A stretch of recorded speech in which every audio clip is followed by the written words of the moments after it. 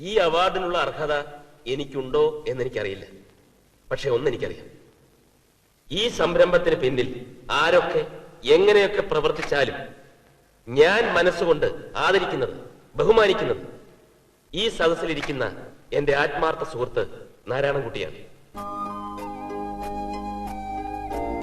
വക്കാലത്ത് നാരായണൻകുട്ടി ഇല്ലെങ്കിൽ ഇന്ന് ഈ സ്ഥാനത്ത് ഈ അവാർഡ് വാങ്ങിക്കാൻ അഡ്വക്കേറ്റ് മാത്യു ഇല്ല.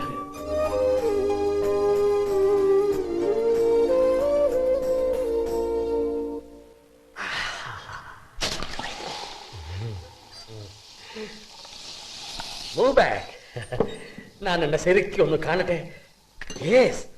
ഇപ്പോഴാണ് നീ ഒരു അഡ്വക്കേറ്റ് ആയത്. എന്ത് പറയുന്നു വക്കാലത്ത്? എല്ലാം അയ്യർ സാറിന്റെ ട്രെയിനിങ്ങാ. നോ നോ നോ, അവന്റെ ഗുരുഭക്തി. ഊത്തടോ, ആര് ഭരിച്ചാലും ഏത് മുന്നണിയായാലും നമ്മൾ അടങ്ങിയിരിക്കില്ല. നാട്ടുകാർ നന്നായാലല്ലേ നാട് നന്നാവും. നമ്മളൊക്കെ ഈ നാട്ടുകാരല്ലേ. ആദ്യം നമ്മൾ നന്നാവണം. അതിന് മെനക്കെടണം, പണിയെടുക്കണം, തലച്ചോറ് ഉപയോഗിക്കണം. നിന്റെ അപ്പനേക്കാൾ വലിയൊരു ലോയർ ആവണം നീ. വക്കാലത്ത് നാരായണൻകുട്ടിക്ക് അപ്പോഴാണ് ഒരു സംതൃപ്തി, സാറ്റിസ്ഫാക്ഷൻ അല്ലേ? നാരായണൻകുട്ടി പാകമുള്ള ഒരു വിത്തിനെയാണ് എനിക്ക് തന്നത്. ഈ വിത്തിൽ വലിയൊരു മരമുണ്ട്. അതിന്റെ തണലിൽ മറ്റു ചെടികൾ വളരണമെന്നില്ല. അതാണ് പ്രകൃതി, ദാറ്റ് ഈസ് നേച്ചർ.